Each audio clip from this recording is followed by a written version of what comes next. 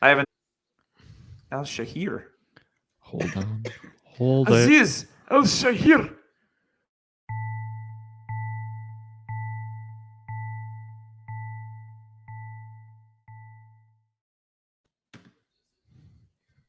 My name's Jave. Hey, welcome back to the Dynasty Happy Hour. I'm here with my co-host James, Grace, and Tyler Gunther. And we're every other week, so I'm bringing mad energy to podcast with this crew. We're going to give you some news and notes, and we're going to give you our takeaways for the week. There's a lot of cool things going on. This was the bye week from hell. Bipocalypse is what it was mostly dubbed. Bimageddon. Insert any kind of tragic thing and put bye in front of it, and it applied to this week with 6 teams out, and all 6 of those teams with fantasy relevant stars. I had some lineups where I started Brandon Bolden in the league, and he got a touchdown, so I was happy about that. I started players that I would never even think of starting, and there are some leagues where I had to start guys that were out because I had no options. So I'm taking the L. What are you going to do? James and Tyler, how are your bye weeks from hell? Not too bad. About 50-50. Same. I had to play Dante Pettis this week. That worked out for me. Elijah Mitchell is crushing right now, so I'm happy about that. And I missed the Uzama train. We were talking a little bit pre-show. I have him in a lot of leagues. I went out and got him in a lot of leagues, and just didn't start him this week. It happens. I didn't either. I have him in Scott Fishbowl, which, by the way, I started 0-4. I'm about to be 3-4, and I scored a lot of points this week, so I'm going to be climbing up those standings, boys. Nice. Scott Fishbowl, I'm coming for you, baby. Jalen Hurts, the garbage time king. I love it. The worst. Oh, man. Like, real football, he is terrible. They look he is bad. A bad quarterback, and it looks like the Eagles were right at first, and then the fans kind of made him decide to, like, ship Wentz out. Like, the fans are like, oh, Hurts is our guy, and then it's like, we made a terrible mistake. Yeah, it's interesting. So let's jump into news and notes. So speaking of quarterbacks, there's been lots of rumors, and this wasn't on the show sheet, Tyler. I'm already going off the sheet. Yes, Deshaun Watson rumors are everywhere right now. So we've heard like the Broncos, they're not really interested. We're hearing Miami, and now we're hearing Carolina because Sam Darnold was Adam Gase been at the last 4 games? Like in the Did you stands? see my tweet? So No. you know the scene of Harry Potter when Snape is in the stands and people think he's like cursing him during the Quidditch game. I posted that. I said, "Here's a live look at Gase in the stands." I didn't see it. I wasn't on Twitter much today. Yeah, as if Snape just doing the. Yeah, so Sam Darnold gets benched for PJ Walker, which is a downgrade because PJ Walker I don't think is that good.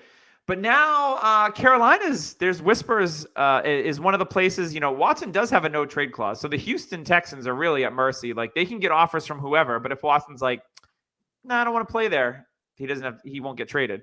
But supposedly Carolina is on his list of teams that he will go to, as well as Miami. So it's going to be down to the wire if he does get dealt, because the trading deadline is in just over a week. So The trading deadline's coming up. Deshaun Watson could be on the move. I like either of those spots that he goes to. It's really going to come down to what's the price going to be. And, the Houston Texans have wanted the world for him, multiple first-round picks and players. I don't think it's going to be that. I was actually talking to someone today, and they're like, why would you trade for him? He can't play. I'm like, no, he can play. He's not suspended. He doesn't have any – he has complaints against him. He doesn't have any charges pressed against him. He's not on the commissioner's list. He can play. So if he gets traded, he could start on Sunday. Like, that's how this works. And my friend's like, really? And I'm like, yeah. So if he gets traded, obviously he's going to have to learn a new playbook and things like that. But Deshaun Watson is so naturally talented, it's not going to matter. And also the issue, there is a small issue where is if he is traded, the commissioner can put him on the exempt list. Like, I think that's another thing. I think Houston may have had like a mutual agreement. Like, hey, we're not going to start him and such. And then the commissioner's like, okay, I won't do anything. I think he'll be okay to play because I think the NFL knows that when Watson's on the field, they get to sell tickets. Yeah, he's definitely in my opinion, one of the top 5 quarterbacks in the league. So, yeah, I agree with that. So keep an eye on those. There's been a lot of rumors, so we may see Deshaun Watson finally get moved this week. The Texans are now 1-6, and they're in the bottom of the AFC South. Jacksonville actually out of the bottom now, so at least for a week. Because they were moving on up on a bye. Congrats. All right, we did have some injury news today. Probably the shocker of the day was how bad the Chiefs were today. And Patrick Mahomes, he's playing in a blowout late in the fourth quarter. Tennessee's up by like 30 points. Mahomes is just trying to make things happen, and he gets like high load, and he gets his like neck snap back. It was bad. So the team had to bring him off the field. The good news is he's cleared concussion protocol. The bad news is, like, I'm not going to, like, go in, is Patrick Mahomes good? We know that he's good. But he now has 9 interceptions in the season. He has 6 games in a row with an interception. And to me, he's playing cocky. And I get it. Like, hey, you know you're one of the best in the league. Even in the Super Bowl the last 2 years, you won one. I'm starting to get concerned for the Chiefs and the pieces on the Chiefs. Like, Tyreek Hill, you know, he's been a top 3 dynasty receiver now for a few years. And we know Travis Kelce is still Travis Kelce. But, man, this offense is ups and downs. If they play a good competition, it's tough. James, what do you think about Patrick Mahomes going forward? I think he needs that extra piece. They lost Sammy Watkins last year. McCole Hardman, he's not working out. You mean Josh Gordon's not it? Oh, I mean, Josh Gordon didn't even see a target today. No, he got 1 target, and he got picked, I think. It's terrible. And with CEH out, you know, he doesn't have that little safety valve in the short game. So I think that they are missing pieces on offense. I mean, if you run the same plays with the same players over and over again, eventually the league is going to catch up. Mm-hmm. And how much of Travis Kelce and Tyreek Hill do you have to see before you catch up? And especially with CEH out, we saw Darrell Williams have a great game last week, but didn't really do much against that Titans defense this week, which was shocking. So are they losing a step? Yeah, I think they are. And you should be concerned for Patrick Mahomes' value going forward if this is the same game plan and same employees on the field. Yeah, he's been the undisputed QB1 in Superflex formats now for a couple of years. And I'm starting to think that, like, might be time to move on. Not move on, but it might be time to lower expectations. I would move on from him. I was going to say, I think it's a perfect time to buy because Mahomes was always the player that if you have him, you can't trade him because the value you would get is not equal to what he was. Unless someone But now I think like people are like freaking out so much that they're like, okay, who can I trade? Like, honestly, if you could do like a Trevor Lawrence swap for him, like not a swap 1-for-1, but if you could give a little extra to Trevor Lawrence, I would do that. Mahomes is still Mahomes, and I agree completely with James. Nobody's scared of Darrell Williams. Nobody.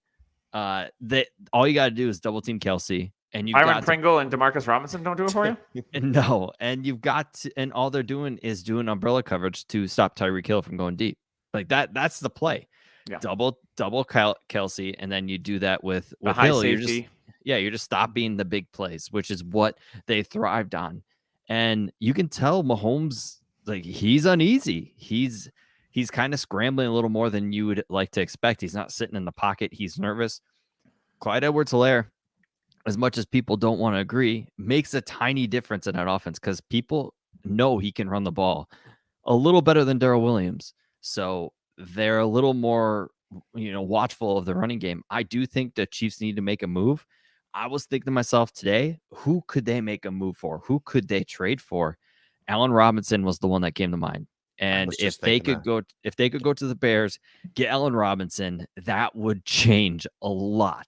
And I mean, they would have to try to make some room in that salary cap that they have. But if you can get it done, that is a move I'd make. I'm struggling to find any other moves they can make that would be an upgrade at their number 2. They thought Josh Gordon was it. Hey, guy hasn't played football in forever, so that's not going to be it.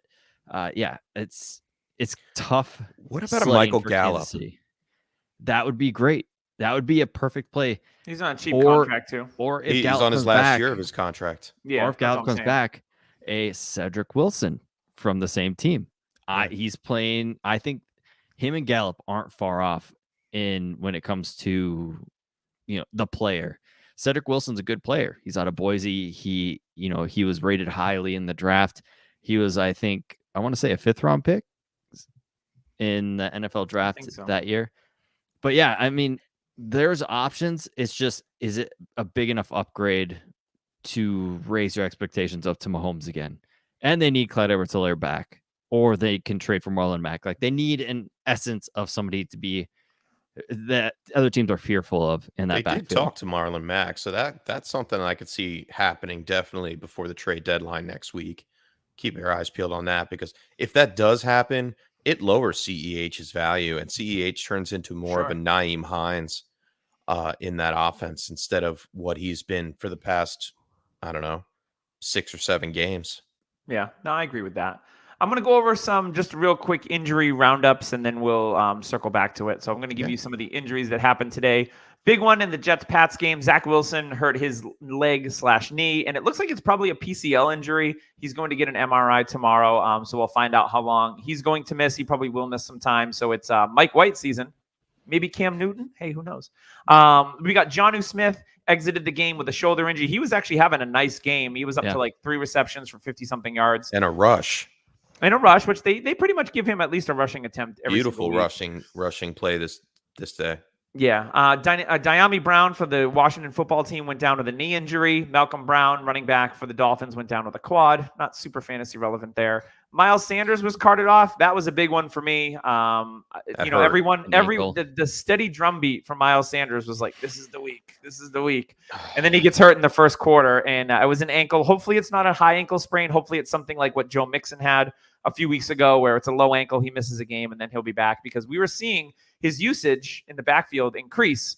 So hopefully we can get that back, because his schedule coming up is actually pretty nice. So hopefully we get Miles Sanders back. And then Josh Jacobs, the guy that's just forever dinged up, Josh Jacobs. He was actually looking, I made a comment watching this game, and I said, wow, Josh Jacobs looks spry. He looks like he's finally healthy. And then what happens? He goes and gets hurt. He exits the game with a injury to his chest. So we'll have to keep an eye on that one. Kenyon Drake did take over and score a touchdown later in this game for the Raiders. And then last but not least, he didn't miss any time, but I just want to note that if you're a Kyler Murray owner, he's getting banged up a lot. And it's one of the things that last year, after week 10, Kyler got hurt, and then he wasn't the same. Well, he seems to be getting nicked up every single game. So that's something we want to keep an eye on. I don't know if you guys have noticed this, but his rushing totals have been not great the last handful of weeks. He's not taking off and running with the ball like he used to. And, they had a blowout this week, so he didn't need to step up and have an amazing game, but he still had a great fantasy game. But I'm a little concerned with Kyler. Just the nicks and dings are going to add up. So I love Kyler. He's fun to watch, but there's a little drama to him. Every time he gets hit, with that. He lays on the ground like he's unconscious. And there was a play where he was laying there forever, looking for flags. Just because he got hit, ugh. And then are you calling him a prima donna? I mean, no, I wouldn't say we're at that level yet, but there's a lot of just oh, woe is me to him. I see this from Mahomes too, and I love Mahomes. They're kind of like spoiled brats a little bit. I see it from Mahomes a little bit this year. Oh, woe is me. This isn't me. This is them. That kind of attitude you get that feel for. So yeah, like I said, these two quarterbacks are fantasy stars, and I'll kind of hitch back to Zach Wilson because man, I thought he was actually looking decent the drive he had. You saw last time when he played Belichick, but yeah, we'll get to it when we get to New England. Yeah, he looked terrible today. Hey, so did Corey Fields. Davis touchdown was nice. Fields look like garbage. Oh yeah. I mean, we can have a weekly podcast just on rookie quarterback conversation. Everything I said about seeing Justin Fields in person to you guys last week, was pretty much just yep. This week it was the same not good. thing. It's not good at all. No. Yeah. So I'm sure we'll have a takeaway about that here in the future. Any other commentary for any of the injuries from week 7? I don't think so. Yeah, I mean it's. I think we had injuries happen today, but I just think we're so numb to it all because it wasn't that bad of a week. The bye week plus, you had some nicks and bruises. I mean, I saw Hopkins hobbling around earlier today, and I'm like, oh, here we are. It's just I think we're into week 7, the middle of the season, to where it's we're just numb to bad news that we're just oh, whatever. So it's just not as hyped up as what scrubby third string running back am I going to have to pick next week? You're losing your dynasty leagues there, Tyler. I'm excited about some of these things. When I got Khalil Herbert, I don't lose. Again. That was something that wasn't really brought up with Damian Williams coming back, only having a couple snaps. Herbert seems to be leading that backfield. How long is he going to hold on to it? Do you think he builds enough confidence with Nagy to earn some more touches when Montgomery comes back? Yes. I think it's going to be more of a Does that make Montgomery a sell now candidate? It's going. Let's just save it for the Bears portion. But yeah, I mean, Nagy is the type where, hey, I drafted this guy so late. Look what I found. This diamond in the rough. Look at this. I don't want to save my job. Please help me. Look at this. I found somebody. He's playing. He's nice. All right. Yeah. So that's it for the injuries this week. I did want to give a shout out to our sponsor, Trophy Smack. If you are in the need for a championship belt, a gangster grill, because, if you run like a hood league, like you can just be like, have it all shining and blingy and it'll be amazing. Or if you're looking for a trophy, all different sports, all different sizes, shapes, pretty much anything, a cornucopia of options, if you will, on trophysmack.com. And when you order that trophy, belt, or grill, use code DHHRing. You'll get a free $60 value championship ring. And this isn't a cheap ring. Like, I was able to actually hold one in my hand for the first time when we were in Ohio at the Midwest Fantasy Expo. Shout out to them. And it was like a really nice ring. I was like, wow, this is pretty nice for free. Code DHHRing. Get yourself one today. You're welcome. All right, let's get into our observations of the week. I'm going to start. We're going to go Tyler, James, Doug. That's how we're going to do this week. We're going to do the round table, if you will, the Knights of the Round Table. So Tyler, you're draped in Falcons gear. Do you have a Falcon take this week? I hope. I mean, what other take is there? Kyle Pitts, man. I'm not going to hype that he had a good game. He was good. He was good today. I'm going to what I want to say about it is you saw confidence. Like the first couple, like I'd say the first 3 weeks or 4 weeks, you kind of saw him finding himself. Like he's trying to figure things out, the speed of the NFL and everything. And this game, I think it was second quarter, I posted on Twitter, I said Pitts has found the speed. He has figured it out. He was creating separation. He was making grown man plays. He looked more confident than he did in the first handful of weeks. Exactly. Sure. And I agree with that.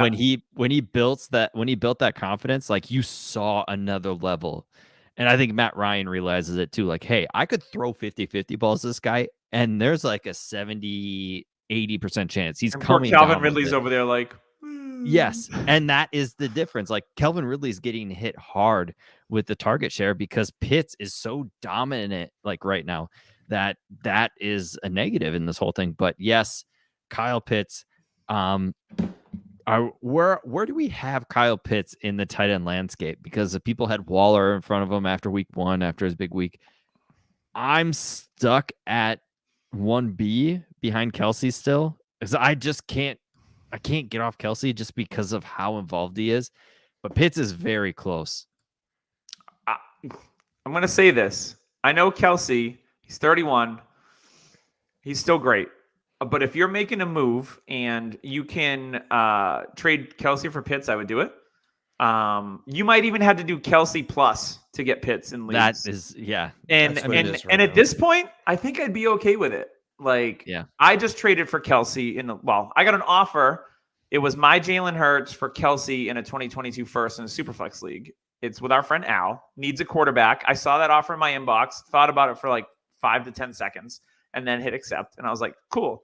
And then in my head, I was like, what can I flip Kelsey for? Yeah. Because my team's not necessarily a win now team. So I'm like, all right, I have 3 firsts next year already. What can I trade Kelsey for? Which I just haven't looked into deep because I have way too many goddamn leagues. But that's the kind of move that you want to make. In Pitts, I think a lot of people are going to have him as the one. Look, we had TJ Hawkinson up there. He's been hit or miss. Darren Waller started off hot. He's been on a slump. He missed the game today. His replacement, which I'll talk about later, looked marvelous. And then Mark Andrews started slow, but he's been playing really well. So the tight end landscape, Pitts has been, this is 2 to 3 weeks now where he's been consistent, and that's all we need out of a tight end. If he can perform like this, like even every other week, like I'm perfectly okay with that. So the last question I have, Are you happy about the trade I made in Trade Addict 7 I was finally? waiting for it. To be determined.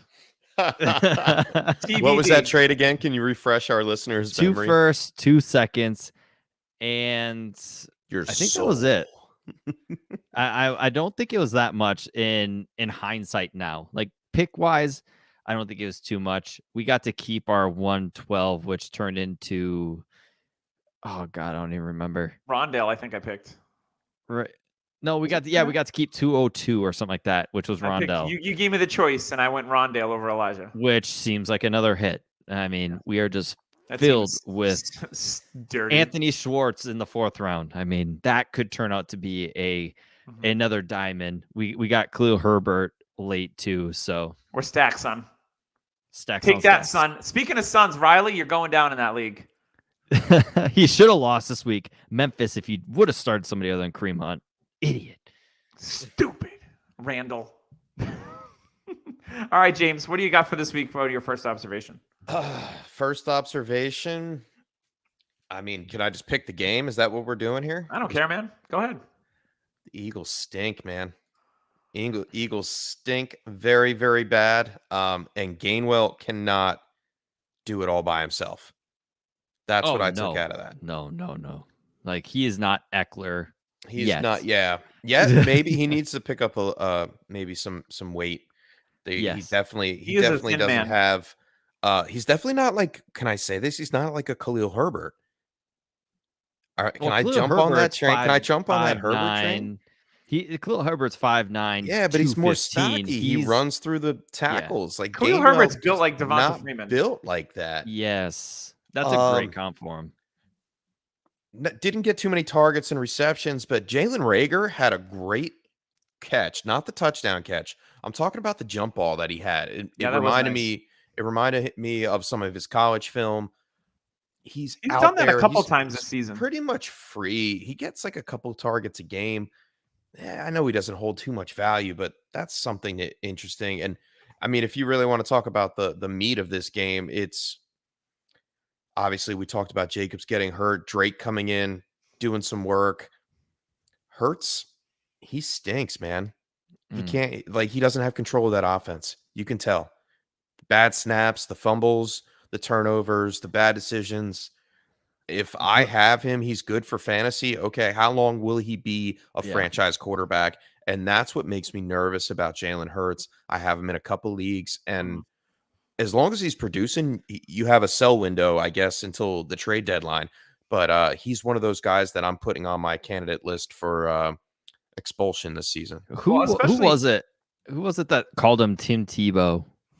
I think it was Cecil Lamb. It was Cecil Lammy and Sigmund Bloom on the Audible. They called him the modern day Tim Tebow. That's not cool, man. I mean, that's Taysom Hill to me. That's true, but man, Gardner Minshew. What do the Eagles do? Like Gardner's not it. But here's the thing: the Eagles have 3 first-round picks next year. What do you think they're going to do, Tyler? But who? Watson. There's no quarterback in this draft. That's good. You know what? Yeah. We say stuff like that every single year, and then there is like, so we go through this every year. Like, this is this, and then all of a sudden someone comes out of nowhere and is like really, really good in the combine or closes the season. So I don't want to hear that narrative. Like, there's going to be someone that rises above.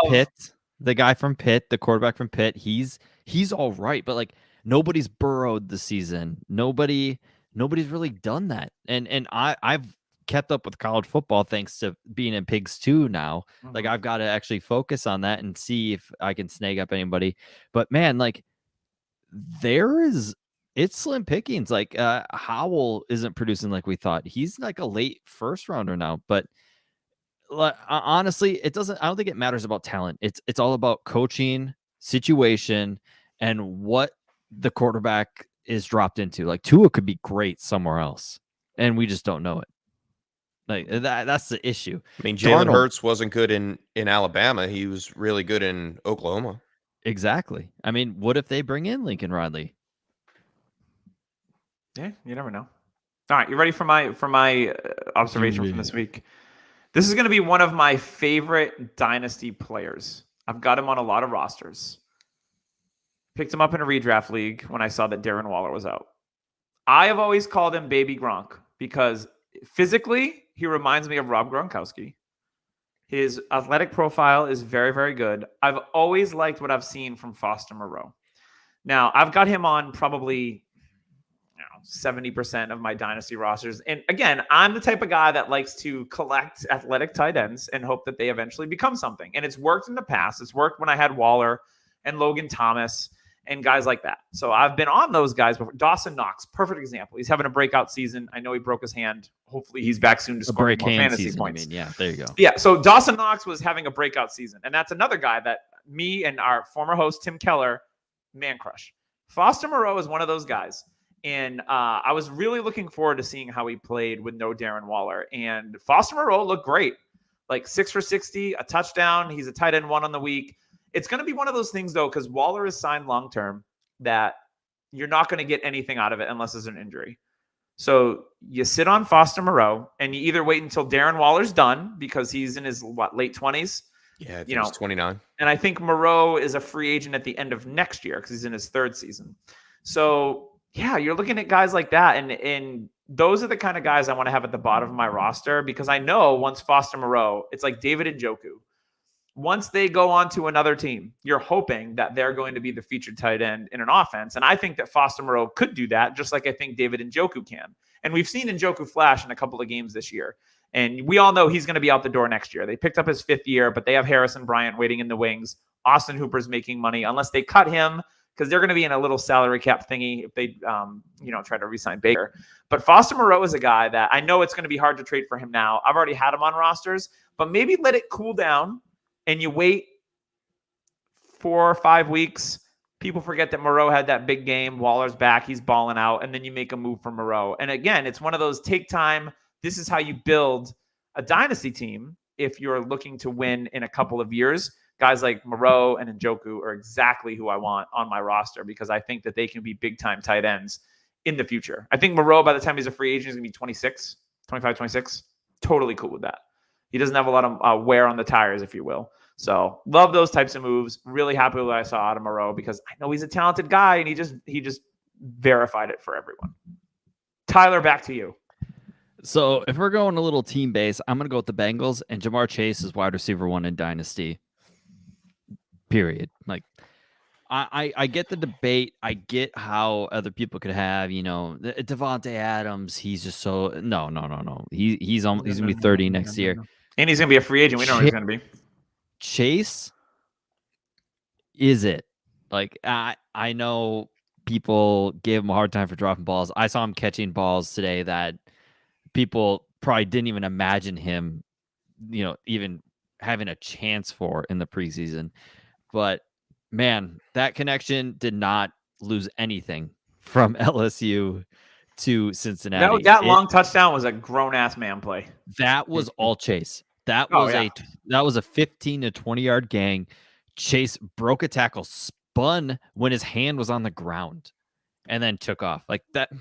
It was a beautiful play. I saw it live, and I'm like, are you kidding me? Like, this guy is it. I may have jumped up and celebrated in my aunt's living room during that play because I own Chase in a bunch of dynasty spots, so I was a very happy person. and in that sense, Burrow is, to me, a top 5 dynasty quarterback. He good. When you got T. Higgins, when you got Uzoma, who's showing up, like can we pause there for a second? I love Uzoma. So Uzoma, I know we've had a limited history of guys with Achilles injuries, right? Uzoma tore his Achilles in week 1 last year. He looks great this year. And I don't know if anyone was on Twitter and saw Cam Akers working out. Yes. I liked what I saw. Go out and friggin' buy. Yes. Wait a couple weeks because the video just came out. So people are like, woo, wait a little bit. And then go buy Cam Akers. That's all I'm saying. Continue. Maybe they haven't seen the video, man. I'm just going to go out and buy Cam Akers. That is and possible also, too. Maybe they didn't see this week's game where Darrell Henderson did 15 for 45 against the Lions, people. So, I mean, oh God, I'm all about that. I think that's the one player I think we all agree on, that since James has come into the podcast, that is the one player I think we're all just like thumbs up. That's it. Mm-hmm. So yeah, going back to the Bengals, I think Burrow is a top five quarterback now for Dynasty. Super flex if you have him. You're very comfortable with that. The knee is going to keep getting better too, and he's going to get more confidence. He'll start running more too. Man, oh man. And T. Higgins, 15 targets. Don't worry about T. He's going to get his. He's getting the targets. I think it's a nice window to buy T on the cheaper than he was before, because he had a lot of preseason hype, right? Like he was the workout warrior, most improved. He's better than Chase. He's been a little dinged up, but he made some. There was a catch that he had in the end zone, which was out of bounds, but it was sick. And he made a couple of other catches in this game that were like, he caught that. Like T. Higgins is mad talented. I do think the issue is T is a red zone phenom. Like he's so good in the red zone. Chase has had long touchdowns. Joe Mixon has had long touchdown runs, like from 20 and beyond, like 18, 25. Samaje Perine broke out with a long touchdown today. Uzoma has had long touchdowns. They haven't been two big touchdowns. Yeah, they haven't been in that position to use Higgins' height in the red zone yet. Tyler Boyd. Get his. He'll get his. Yes, Tyler Boyd is definitely the one that's been hurt by this. If he's definitely slid down to the point where, okay, he's only a bye week type starter if you need him. But yeah, Bengals. Who would have thought? I'm with you. I'm with you on the Higgins train. I'll jump on that too. I wrote in my article this week that you should go out and buy T. Higgins. He's still getting his target share. I mean, 15 targets. 15 targets. I don't care if he catches all of them or half of them. It doesn't matter. Like he's going to produce for you, and he's lost value over the past month, being injured. Jamar Chase coming into play. He's still going to be a viable wide receiver too. He's due for a big game. He's going to have one here. He's due for a big game. I thought this was going to be it, but still a decent game, getting 13.2 PPR points. I'm okay with that. That's something that you need on an every week basis. That he's pretty consistent with that. So yeah, I'm aboard. I'm on board with Higgins, and of course Jamar Chase. Also, the league has definitely respected Chase and what he's doing. Marlon Humphrey is a dog. That guy, he's like a top 5, 6, 7 corner. He gets in people's face. When I see players helping another team player up, especially a cornerback helping a receiver helping a corner, and they both helped each other get back up after a play and like tapping each other on the helmet, that is mutual sign of respect. Yeah. And you do not usually see that with a rookie receiver, and especially with Marlon Humphrey, who's a stud at corner. Like seeing that, you could tell, the NFL is aware of what Chase is doing. Oh, absolutely. What about on the other side of the ball? I'm sorry, Doug. No, go ahead. Marquis Brown. Is this your team? Are you choosing the Ravens? No, I'm on the fence about Marquis Brown. Really, I don't know what to kind of do with him. Do I sell him? Like he's producing fantasy numbers, but his receptions are so inconsistent. He's getting a lot of target share, dropping a lot of balls. Lamar doesn't look as confident as he did. I mean, not today. Not against Cincinnati. Bengals defense, by the way, is actually pretty good. Their safeties are awesome. But I mean, going forward with Bateman, consistently got 6 targets 2 weeks back to back. I know they're slowly working him into the offense. How long do you have on Marquise Brown before the targets turn to Bateman's favor? The fantasy points go to Bateman. I think it's a Russian roulette of who's going to hit week to week. I think we got Brown, Bateman, and Mark Andrews who definitely got hurt due to Bateman being back a little more. I just think week to week you're going to be like, okay, hopefully this is an Andrews week. Like I think 2 of the players on that offense are going to hit. Bateman, I think Brown did decent this week. Bateman had a couple long catches. Andrews was the one that got hurt. 7 points, I think, this week, which really hurt him with the breakout party he was having for the year the past couple weeks. So I'm okay with Brown. I don't think you're going to be able to sell for the price that he deserves. And I think buying him personally might be the right move because people have never had faith in him, but he's a great player to have as a wide receiver 3. And if you can get that for a late first, early second, I mean, I'd be all for that.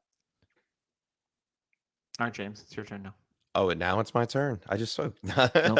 If you want to use that, you can use it. You get a bonus. No mulligans. No. All right. Let's go into Green Bay a little bit. Aaron Jones, very disappointing day. 8 carries, 19 yards on the ground. Like, what's going on with that? A.J. Dillon could not run. We saw teams run against Washington. I'm a little worried about A.J. Dillon after this. Bigger back. I thought he'd be able to run through that defense. That defense stuffed him. And on the other side of the ball, Antonio Gibson didn't get much done either, which was disappointing. McKissick. I sold Chase for Gibson before week 1. It's the hardest trade I've had to swallow. I thought Gibson was going to take the leap. Nope. Yeah. Yeah, a lot of people did. He was a hot, trendy name. I know he's dealing with Gibson. I know he's dealing with a shin fracture and an injury, but we saw him deal with injury last year. How many years are we going to see it? Like, and we talked about like top 5. You said top 5 wide receivers with Jamar Chase. I'd like to throw Terry McLaurin in the ring for that nomination as well. Once he gets a quarterback, then we can talk. He's doing pretty good with the hodgepodge of quarterback. He's doing good without a quarterback right now. That's my point. No, remember DeAndre Hopkins, though? He had crap quarterback play, and he was still a top 5 guy. I mean, McLaurin and Hopkins are different players, but like McLaurin's also 26 right now. That's I think the issue with Dynasty. Oh, you only got like 4 or 5 more years out of him. No, you only get 5 years. He's 25 right now. You only get 5 more years out of him. Oh darn. I think he can hold up inside the top. Well, when we're top 10 spoiled for the next 4 years. When we're spoiled with guys like AJ Brown, Metcalf, Chase, Justin Jefferson, who are like 25 and under, that's where the issue comes in Dynasty. Like, we're getting spoiled with these very young receivers. You can make a case of McLaurin as a top. I give you top 10. Top 5, I'm not. Yeah, top 10, I definitely am all about. Fair enough. Yeah. I like that. And so I guess it's my turn now. I want to talk about the Bears because I haven't had any discussions about Justin Fields on this podcast, but I was at the Bears-Packers game last Sunday, and a lot of things I observed about Justin Fields, and I talked about with you guys, but not our listening public. So I watched Justin Fields intently, and the things I took away is that the game is too fast. He stares down his first read. He doesn't progress, and he doesn't make decisions quickly. Now, when he needs to improvise, he can run around, and that's all good. But when he does that, he still doesn't have the vision to find the open guy. There was a play, and it wasn't the one where he got intercepted in the end zone from Darnell Savage. There was a play where Allen Robinson there was literally nobody around him for 20 yards. And everybody in the end zone that I was in was yelling because Allen Robinson, it was an easy touchdown. Fields was scrambling around. Now, he didn't get a chance to set his feet, but I think Justin Fields has the arm strength to just uncork one, and he would have been fine. And that's the kind of thing where I was like, man, he missed a wide open guy there. And then today, holy crap. Tampa Bay's defense is really, really good, but you can attack their secondary, and he might have tried to attack them, but they attacked right back, picking him off a bunch. There was fumbles. It was an ugly, ugly day for the Bears, with the exception of Khalil freaking Herbert. He is so good. The moves that I saw Herbert make, the double moves, the double cuts, reminded me a little bit of a Devonta Freeman. He doesn't have that kind of like rolling ball of butcher knives like Freeman had. And a little bit of Dalvin Cook, the ability to go left to right on multiple cuts. He doesn't have the speed that Dalvin Cook has, but he has excellent, excellent vision and very good contact balance. Khalil Herbert, to me, could be a starter on a lot of teams in the NFL. And he's a guy that I have in a couple of dynasty leagues, and it was like the 5th round. Like, I'll just take this guy because their depth chart isn't great, and Montgomery gets hurt, and Damian Williams is old. He could have an opportunity. I didn't watch much Khalil Herbert in college, and maybe I lucked into him. So be it. But now I've got something because now I get excited. And Khalil Herbert, against the league's best run defense, had almost 100 yards rushing and 125 yards from scrimmage, and looked really freaking good again this week. So Khalil Herbert to me is like, yeah, if you've got David Montgomery, I'd start to be worried. You know, usually when Coach Speak comes out a few days ago, they said, oh, Khalil Herbert's moving his way up the running back depth chart. They weren't kidding because Damian Williams didn't do anything. He didn't barely touch the ball. It was all Khalil Herbert today. 3 weeks ago, it was a 50-50 split. Williams is out because of COVID. All Herbert. I think Artavis Pierce had like 2 carries. And now it was all Herbert this week, with the exception of like 2 touches for Williams. I think when Montgomery comes back, it's a 50-50. Like, Herbert has played well enough that he is going to impact David Montgomery. What do you guys think? No, I agree. I mean, go look at the Denver Broncos. That's what I think it's going to be. And I think instead of what the Broncos are doing, where they do every other series, which I find ridiculous and It's annoying. mind-boggling. Like it's frustrating. I think with Chicago, it's going to be more of hot hand. So if, say, Montgomery gets stuffed and Herbert has a good drive, Herbert's going to go back in until he fails. Then it'll be Montgomery trying to get a chance. I think that's the way Nagy is. He's that type of coach. And yeah, I completely agree with Herbert.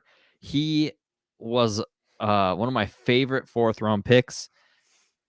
And yeah, he's my most owned rookie. I liked Elijah Mitchell too, and he is popping off tonight. Yes, and Herbert is actually my 3rd most owned player out of anybody. So that was it goes Herbert, Swift, Herbert, and you like them, Herbert. Is your favorite type of ice cream sherbet? Sure, Herbert. Herbert. Sure, Herbert. Oh, Herbert. I agree with you guys as well. I'm on the same page, and just to add to it, I think we saw Nagy when he was in Kansas City running a 2 running back set. Am I wrong? Spencer Ware, Damian Williams, they would come in, come out. I think you can look at that when Montgomery comes back. That is the option if Khalil Herbert can hold up, which he obviously is. Tariq Cohen's out of the situation. Damian Williams was an insurance policy to play wide receiver, really, as a slot. That Tariq Cohen contract is looking so bad right now. Yeah, I mean, if you still own Tariq Cohen, you might as well just don't. He's a dump for me. I forget about him like that. That's sad. Yeah, he's gone, man. Can I add another thing about the Bears? I think it's a really nice window. Allen Robinson's probably gone at the end of the year. If you can go get him cheap, I think he's still got plenty of tread on the tire. Watching Allen Robinson, he's still got it. He still creates separation. He can still 50-50 high point balls. Because Justin Fields, the only throw that he could consistently make was out routes to the sideline. That's what he was doing in the Packers game. And they looked good. His timing was good. But again, it's first read stuff. And Robinson looks good. And Mooney, I really, really like. He's going to be on that team for a while. I'm not. I like him. That's the thing that's going to be interesting with Fields is go to Andy Dalton. That's what I've been saying. Fields gets a pass because of coaching. Everybody hates Nagy. He's going to get a pass. Kind of like Darnold. Darnold's getting a pass. Hey, Darnold, if he's not running touchdowns in, he's not good. He's not good. Darnold apparently was fool's gold. Fields, he's going to get a pass. Next year is going to be a huge test for him to see if we see what everybody was hyped up about. And if he starts failing again, maybe we start thinking Fields, there's a reason why teams passed up. There's a reason why Atlanta passed up on him to get Pitts. There's a reason why Denver passed up on him to get Surtain. New England didn't trade up for him. New England had chance upon chance to go get him, and an easy transition from Cam Newton to Justin Fields, who comp very easily, and they went with quote unquote vanilla. And Mac vanilla Jones tastes pretty good in this draft class. I was gonna say, I mean, Mac Jones vanilla, smooth and steady vanilla. Mm-hmm. That's a new flavor. Mac Jones vanilla with vanilla bean. I mean, vanilla bean ice French cream vanilla. is great. I love it. Tyler, let's go back to you. Yeah, I was kind of searching through the games, and let's see who can I go with. I'm gonna go with.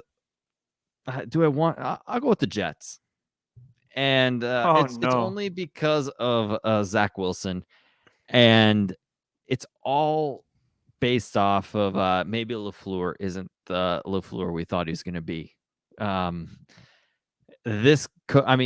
Mike White came in and did all right, but did not look any better. This coaching staff, I love Robert Salah, and he's not making the defense any better.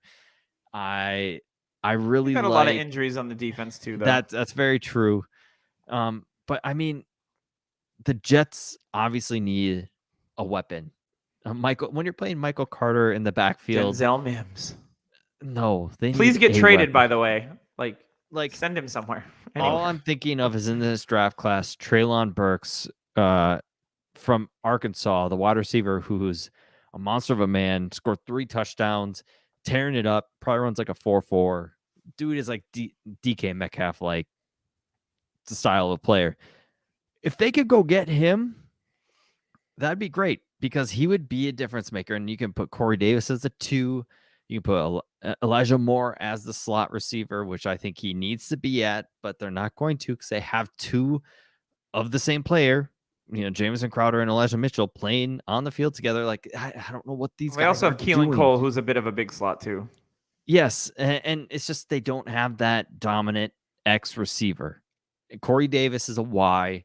He's not as physical as you want him to be getting off press. I think Zach Wilson is going to learn from these things. I like his mental process better than Fields. I don't like it better than Mac Jones, but I've seen more out of Zach Wilson than I have from Fields, and it's not close. I agree with that. I like his arm. I'm pretty sure better you than get Fields. either one of them pretty inexpensively. Fields right now. still holds value. That's the issue. Fields holds this name cachet, the value, like the Konami code quarterback potential. Yeah, can I get Justin Fields? You know how many people are going to say no? Like everybody, because you want everybody because of Nagy, because he gets a redo, but does Zach Wilson get the same redo in New York? No, because I think people see Jets and they're like higher draft capital. I mean, I just think the fact that Zach Wilson was drafted in like 6th or 7th in Superflex drafts, while Fields was 1 or 2. Like some people took him at 1, some people took him at 2, 3. That's the issue. I just love that I got Jamar Chase at 105 in multiple leagues. That makes me feel so happy and warm. I got Chase at 105 in the UDPL. I just need ETN to come alive and I'll be okay. That's a whole separate. I got ETN and Pitts in this year's draft. Nice. I just think that the buying is easier for Zach Wilson than it will be for Fields. You can get him for cheaper, and I like the future for Zach Wilson more than I do with Fields, because there's a part of me that almost feels like Fields gets 1 more year, but Wilson will get at least 2. I like that. That makes sense to me. James, let's go to you. All right. Okay. How about that double revenge game? The Detroit and the Rams. Detroit played well today.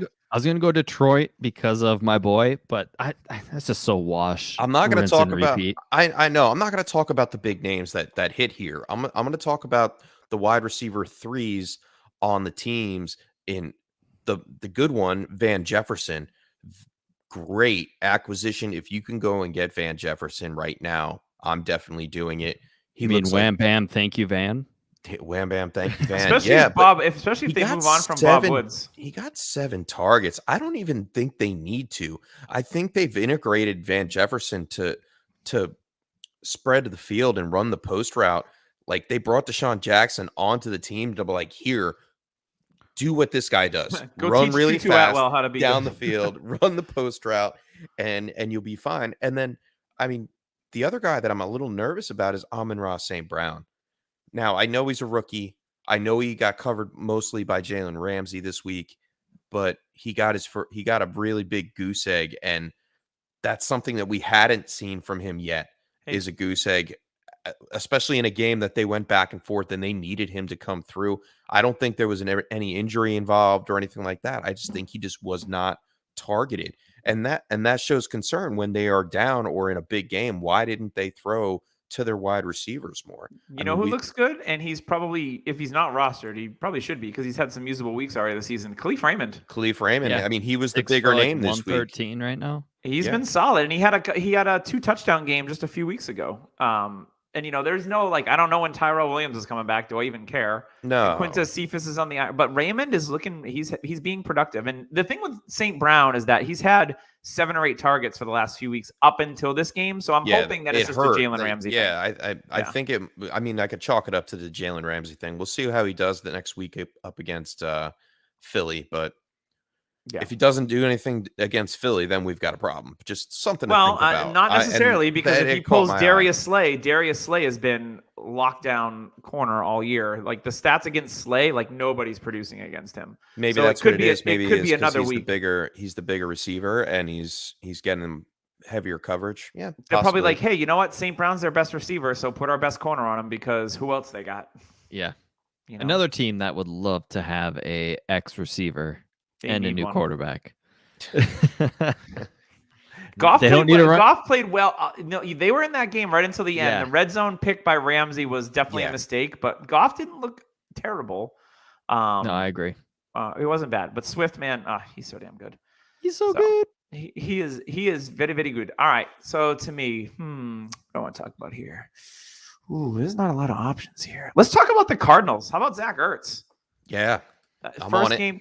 Now, here's the thing that's going to be frustrating about the Cardinals every single week.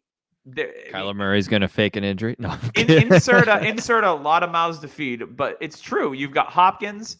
He scored a touchdown in his revenge game this week. And he's been dinged up this year. AJ Green has been usable. Like almost every week, AJ Green has been usable. And got some new tennis balls on that Walker. We never thought we would say that going into this season. I have AJ Green in UDPL, and he was like just a roster clogger, but I've been starting him here and there. I was so pumped when I got that third from you, and I'm like, thank God. But now it's like, damn, like the new, like I said, the new tennis balls on the Walker, they're gliding nicely, just rolling along. Christian Kirk, I think, is doing a nice audition for his next team. He's going to be a free agent at the end of the year, and I think Kirk could be a solid fantasy producer on another squad with more consistent production, because we've seen him flash, weeks. He's had a few flash weeks already this year. We saw it last year. He can be a deep threat. I think he can do a little bit of everything. And then you've got Rondale Moore, who we'd all love to see them use more. Right. I just thought of Kirk going to the Jets and threw up a little bit, just another slot guy. Oh, no, thanks. I would love to see Rondale get more involved, but I just don't think it's going to be this year. I think it's going to be next year. So if Rondale has another few quiet weeks, then maybe go sniffing around and see what Rondale Moore might cost you. Because if Kirk's out of the picture, AJ Green is 57 years old.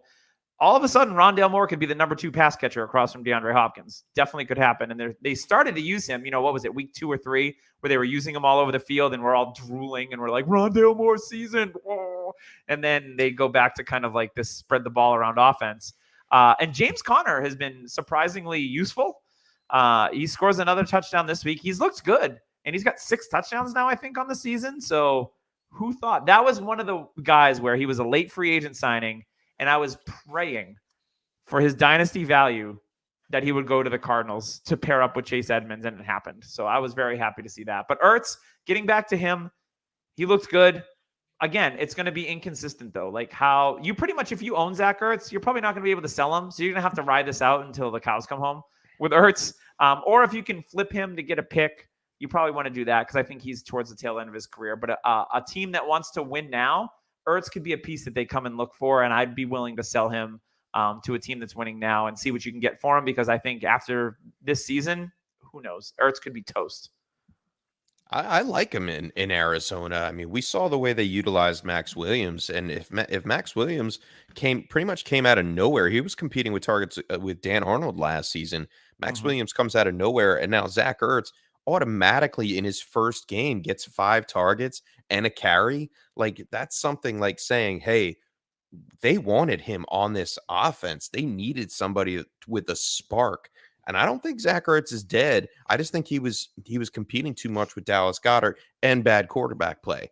So I think that Ertz is a great another buy. couple If you're years a competing team, I think he gets at least another year or 2, possibly. I mean, I think he gets a decent. I mean, what I don't know his contract off the top of my head. I think he's in the last year of his contract, or did they have to just give him 1 year or something like that? I'd have to look it up. I don't remember. Right, but I think he's going to earn a contract. He's obviously just as good or better than Max Williams in that offense with Kyler Murray. So I don't see why he doesn't earn a contract at the end of the season. And he's going to show up for fantasy in that division alone. Seattle, the Rams, San Francisco. You could see tight ends scoring on these guys. I mean, we just saw Mo Alley Cox score a touchdown up against San Francisco tonight earlier in the game. So I can see Zach Ertz doing the same thing and gaining value towards the end of the season. Yeah. So before we go into our last takeaway of the week, I did want to give a shout out to Viridian Global. If you're looking to rep Dynasty Happy Hour, either with a hat or a shirt, maybe even a sweatshirt, which they look luxurious. I think I need to get one. You can go on ViridianGlobal.com, search Dynasty Happy Hour. There's all sorts of different options. So go ahead and make sure that. So if we see you out in the wild with a DHH gear, I have a sticker on the back of my car. I've had one person actually notice it, and that's felt pretty awesome because I was like, hey. That was just him giving That was you the day finger. you picked me up, right? Yeah, it was. No, like no, just... I legit had a person that was like, oh, like DHH, like, oh, awesome sticker, and I was like, yeah, I'm the host. What's up? And I talked to them for a few minutes, and they love the show, so shout out to them. I think his name was Mike, if I remember correctly. Shout out, Mike. But yeah, so represent that. Get your gear. It's all super nice quality. You won't be unhappy with it. It fits great. It looks great. And you'll look sexy AF in it. So if you get some gear, take a picture, send it to us on Twitter, and we'll represent it out here on these streets. All right, Tyler, give me your last one of the week. All right. Nobody's really going to like this. And I'm struggling saying it, but I want to. Okay. Sell Jonathan Taylor after the season. You know, if no injuries happen to him. Great. You just said it. I mean, I just don't like his usage in this offense. Like, he's breaking off long touchdowns to get his fantasy points. He has a week here and there with 6 catches. I'm not a fan of that consistency. Like, give me DeAndre Swift and his targets over Taylor every day, all day of the week. If I could make a deal for Jonathan Taylor for Swift plus, I am all for that. And it could happen because of the name, because of Jonathan Taylor's name. This is why I think people aren't going to be a fan of this, because he's young. I just think he's going to be stuck in this mold for a long time. All right, I'm gonna cut you off there. If you can get the moon for Taylor, if you could get the moon plus for Taylor, go ahead and do it. I could see you making this argument if Nyheim Hines was still involved in this offense. He's not.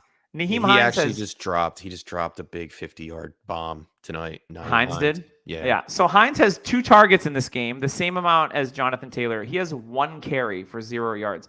Last year when you owned Jonathan Taylor, Nyheim Hines was a thorn in your side. The transition is happening in front of our eyes. They are going away from Nyheim Hines. They are not using Marlon Mack. They are committing to Jonathan Taylor. I want Jonathan Taylor. I do not want to sell him. When you have a running back with this kind of inconsistency, he's scored the last 3 weeks and gone over 100 yards. He's a frustrating running back to own at times. Is he not? Yes. I have in the first half of last year and the first couple of weeks of this year. Yes. The first half of this year, pretty much. Like, last week was that was Jonathan Taylor because he had long runs. Let me ask you this then. I'm sorry to cut you off. Who would you rather go out and pay for, Jonathan Taylor or Elijah Mitchell? I would rather go for the cheap price and get Elijah Mitchell. Exactly. You're going to get probably almost the same production if Elijah Mitchell winds up being the starter in San Francisco. The thing is, but Shanahan, that's not going to happen. People see Taylor as this long-term, please do, long process thing. And I get that. Taylor could be a second contract type guy too. He could work his way to second contract. We all have seen that doesn't work for teams. So by then that could change. All I'm saying is Taylor is a first round startup pick right now. If you can get first round startup value for him because of the name, I think I'm out with this cat and mouse game I feel the Colts do with him. I don't think Nyheim Hines is going away. They just paid him. That's the issue. So there is... Yeah, they paid him and they ain't using him. I mean, this game, sure. Next game could be different. That's the thing with Jonathan Taylor. Jonathan Taylor just ripped one for 10 yards. Just saying. That's perfectly fine. He's got too many long runs. He's too good. I think the value. I mean, it's not reached its peak yet. No, it hasn't. I think he has the capability. He is legit. He's like 103 in non-super flex leagues in startups. He's not going to get too much higher then. Like, that's the issue. Like, as long as you can get the moon, I mean, that's like selling McCaffrey and Saquon when they were at their peak. Like, we know that they're both not at their peak anymore. You just don't. It's a running back thing, Tyler. I don't think it's about Jonathan Taylor. I would pay for Swift. That's the thing. I think it's because he's a running back.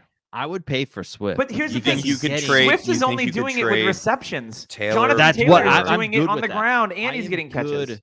I'm good with that. Give me Eckler plus for Jonathan Taylor. Right? Can you Because get those Swift receptions- plus for Jonathan Taylor? I think you can.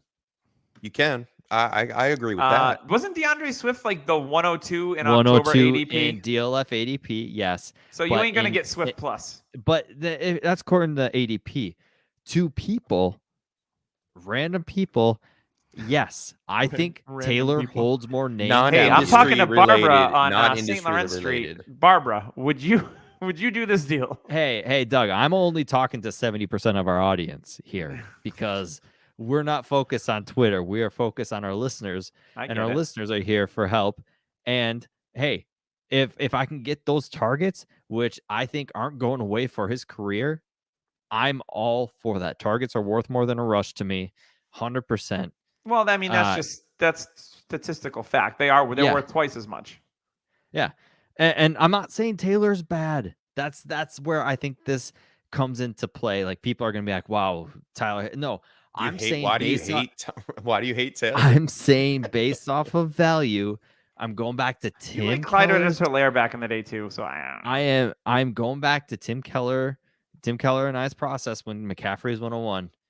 Sell when they're at 101 price. If you can get out of a running back when they're at top value. That makes sense. Taylor is, I think he's top value. I don't think he's going to get any higher because of the influx of talent that's coming McCaffrey's in year 5 though. 2003 is a huge year for running backs.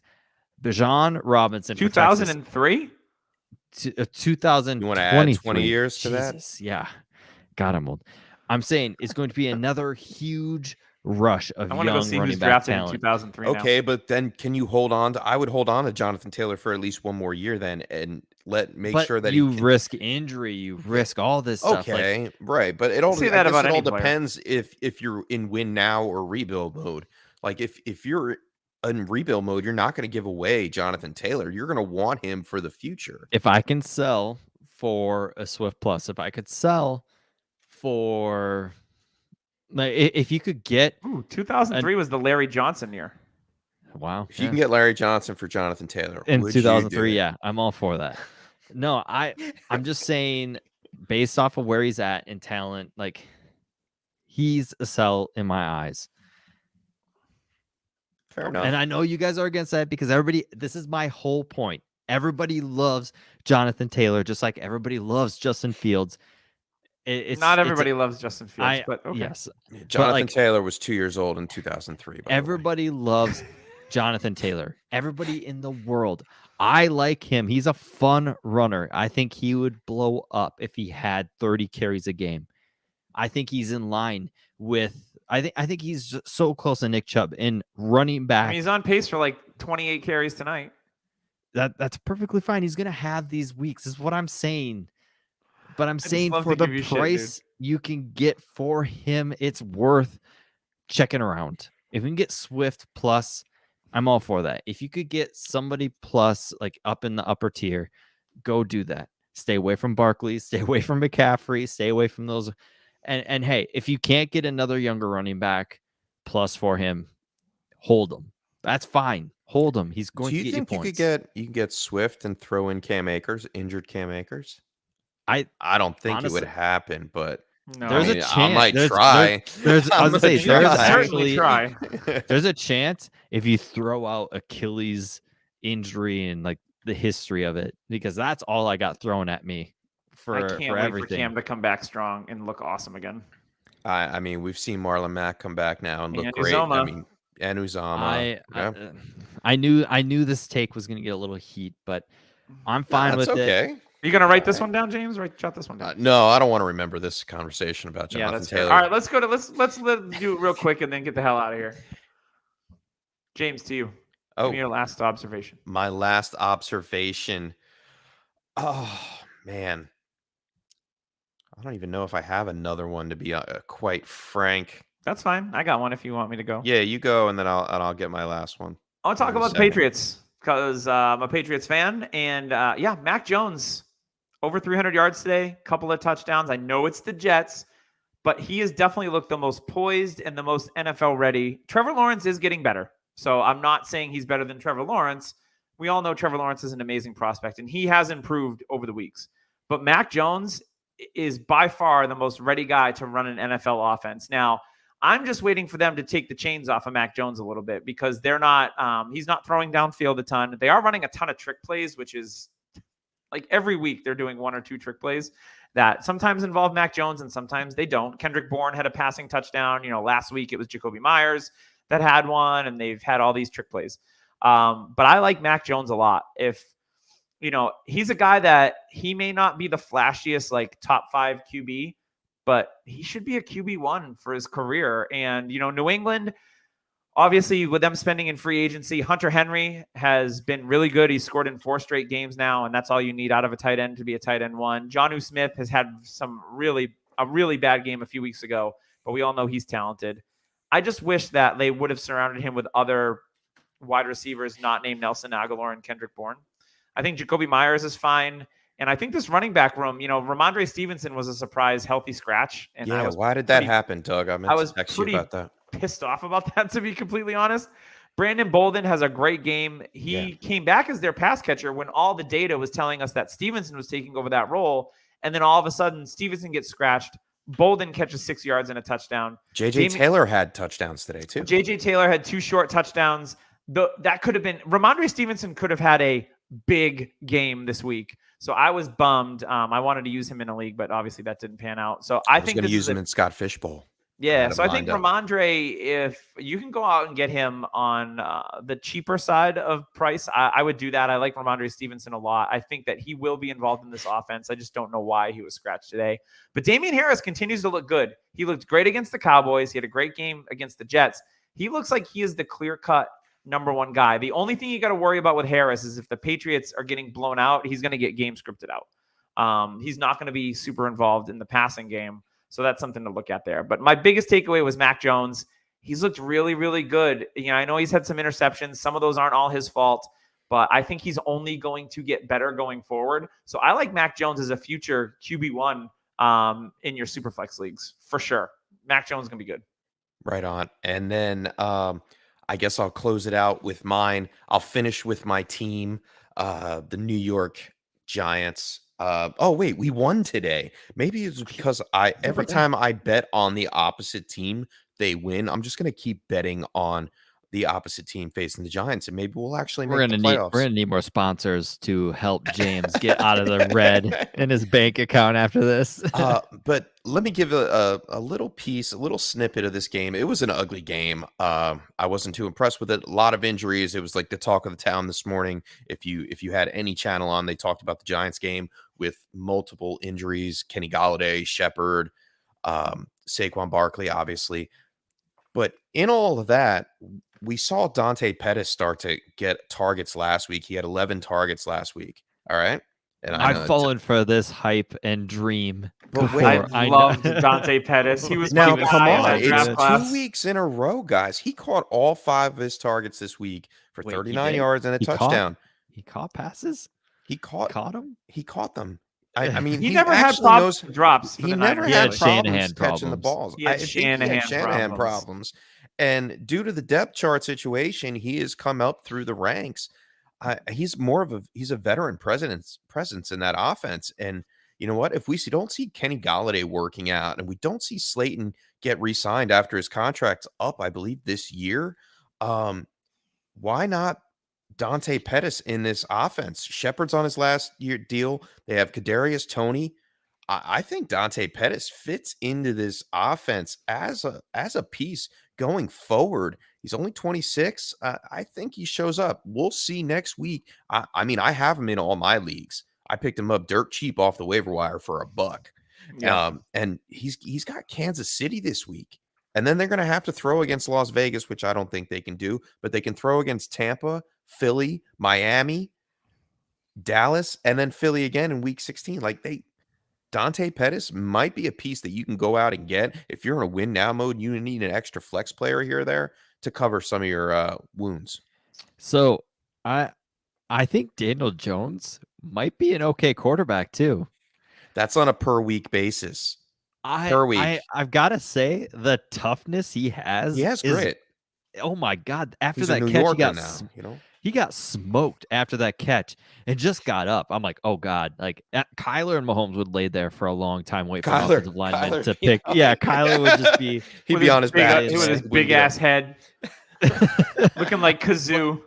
But I mean, it's just I find myself trying to purchase a lot of Kadarius Toney before he comes back. And I never thought I would say those words at the beginning of the year. I was completely off of him. I told you. And from what I've seen, if he could stay healthy, this whole breakout age and all that stuff, the analytics has to be thrown out because that was the issue with him. Like, oh, the breakout age wasn't there. It's just, it's there. Like, Toney is the one. He is you hear a lot of big time analysts say, like Field Yates, he's a star in the making. Yep. He's it. I want to give a shout out to friend of the show. He's been on here before. Christopher Harris did a video breakdown of Kadarius Toney and Khalil Herbert this week. And so he broke down like a lot of Kadarius Toney catches. Dude's good. Like, yeah, he can move in a phone booth. Like what showed up on his college tape at Florida, he was that human joystick, Dante Hall type S movement.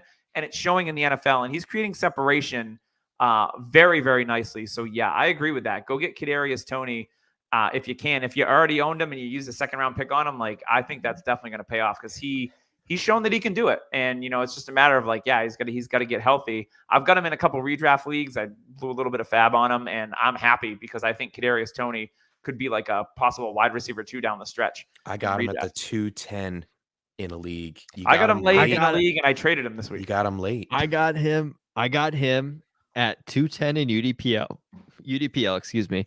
And I panicked. Like, I was like, okay, he's a first-round receiver, and I panicked. And there's another guy that Doug and I like a lot, Josh Palmer. And I'm like, okay, I could trade back. I could get 2/3 for him, and I got Gainwell and Palmer. And I'm sitting here like, I still don't feel gross, but it's definitely sitting in the back of my head that I had Toney in my hands and you traded him away, or did you go? I traded him for Palmer and Gainwell in the rookie draft. I mean, I've still got faith in Palmer. I still think he's going to be a good pro, but is he going to be Toney good? If Mike Williams moves on for sure. No, it's not going to be Toney good. No, he's not. He won't be Toney good. There are very few guys that have sub 4.3 speed that can create separation and be that elusive and run routes precisely. And that's what he did in college. He made Kyle Trask look great. Okay. I think Kyle Pitts made Trask look really good. Yeah. But on the other side, I mean, yes, but I think that's why Toney was discounted so much because there were so many excuses. Oh, the off the field issues, the Kyle Pitts takeover. And everybody realized, like, wait, if you actually stop and go back and look at his Florida tape, like, he was good. Mm-hmm. He broke routes wide open against defenses. And he's doing, like Doug said, he's doing it in the NFL on a obviously a small little sample size that we've seen. I just, like you said, I hope he doesn't continue to get injured because he is a smaller receiver. Yep, and he's had injuries in his college career as well. So that's the main injury. He could Deebo Samuel his career out, or he could go a level higher and be the person. If he finishes at Deebo, I'm okay with that. Yeah, that's fair. At the late second round price that we got him for, yeah. Mm-hmm. I agree with that. And if you want to check out that video, you can go on YouTube and then just search Harris Football. It's right on there. It was really, really in the way he broke down the game tape and what you see is really, really good. So shout out to Christopher Harris. So that is going to wrap us up this week. I do want to thank our sponsor, Fantasy Points. You can go on to fantasypoints.com. All sorts of awesome resources. I know we're middle of the way through the season, but if you need, you need your weekly articles, you're looking for advice, you're looking for stats, you're looking for anything, you can go on Fantasy Points. We are part of their media network. So you can also go on there if you want to listen to some other great podcasts as well, whether it's Dynasty or Redraft, DFS. They've got a little bit of everything for you. So if you just love fantasy football in general, check out fantasypoints.com and all the awesome offerings they have there. We're going to be back in 2 weeks with the squad. Next week, you get to hear the B team. Sorry, Chase. I love you. But for your host, Doug Eddy, I got to throw some shade just to be a dank. You know, it is what it is. Right on. I appreciate Don't sell Jonathan Taylor, by the way. I appreciate what they do because it gives us a week off, which during the long season is definitely needed. I like to come back with this energy and excitement versus me being like, Jesus, I got to do this again. Because the off season on this podcast is where I get mega hyped. Right. Yes. And also this is the time of year and the time, like the week where people start getting down. Like your fantasy team could be losing. You could just be exhausted from all the intake of all that stuff. Take a break. Become a fan. Just watch your team. Don't watch Red Zone. Don't watch anything else. Just watch your specific team. That's the best advice I could give her on this time of year, because you know what? Change of seasons. People kind of get in change of mood. I mean, there's not much. This is also the time of year where if a guy's like 2-4 or 1-6 or whatever, like go sniffing around and see if you can acquire some pieces, because they could be the championship moves that you need to get to go on TrophySmack.com and use code DHHRing to get that free ring. So that's get those all I'm rings. saying. Get those rings. I have 2. Get that Jerry Judy. All right, boys. I've been your host, Doug Eddy, for James and Tyler. This has been the Dynasty Happy Hour. We'll see you soon.